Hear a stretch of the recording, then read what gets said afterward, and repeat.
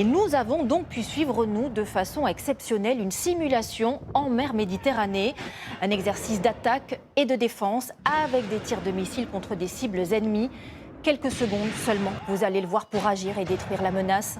Des images rarement vues. Document signé Charlie Nurel et Philippe de Poulpiquet.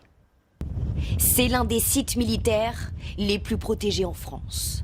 Des armes parmi les plus performantes sont débarquées. Pendant 1 an, la brigade s'est préparée dans le plus grand secret pour tester ses missiles. Le scénario, repérer puis détruire l'armement de l'ennemi. Tout commence par le drone, assemblé en 10 minutes. Décollage à la verticale, c'est une prouesse technologique. Habituellement, il faut l'équivalent d'un terrain de foot pour le lancer grâce à une rampe. Le drone part chercher les cibles ennemies, il peut voir jusqu'à 100 km. Tout est transmis en temps réel, ici, au poste de commandement. Nous avons détecté une position ennemie. Le drone renseigne les coordonnées GPS de la cible. Le lance-roquette est prêt, chargé de vraies munitions.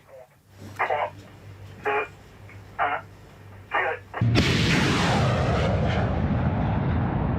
Une première roquette, suivie d'un deuxième tir. Très bien. Cible touchée à 40 km. La brigade est la seule à voir et frapper aussi loin derrière les lignes ennemies. Au même titre que nous, on recherche la mobilité et la furtivité, l'ennemi potentiel face auquel on peut être confronté, il recherche également cette mobilité et cette furtivité. Donc une fois qu'on a fait l'acquisition d'objectifs dans la profondeur, il faut qu'on les traite rapidement. Un autre tir de missile déclenché, la défense antiaérienne cette fois. Car des drones ennemis tentent de riposter, les radars alertent. On l'a détecté en approche à 12 km quasiment. Et on a pu le suivre tout le long de son approche jusqu'au moment de l'impact. Pour les neutraliser, ces missiles Mistral. Les militaires visent le drone grâce à cet outil ultra technologique. Toujours un visuel. Pour beaucoup, c'est la première fois qu'ils tirent un vrai missile. Le missile pourchasse la cible jusqu'à la détruire. Entre la détection de l'aéronef ennemi et sa destruction, 17 secondes se sont écoulées. Ici, pas question de lancer de vraies cibles, mais justement, colonel, vous allez nous expliquer quel est l'avantage de ce qu'il y a derrière vous, parce que ce n'est pas une vraie cible, mais c'est tout comme. Ça simule parfaitement, on va l'amener là où il faut, à l'instant où il faut.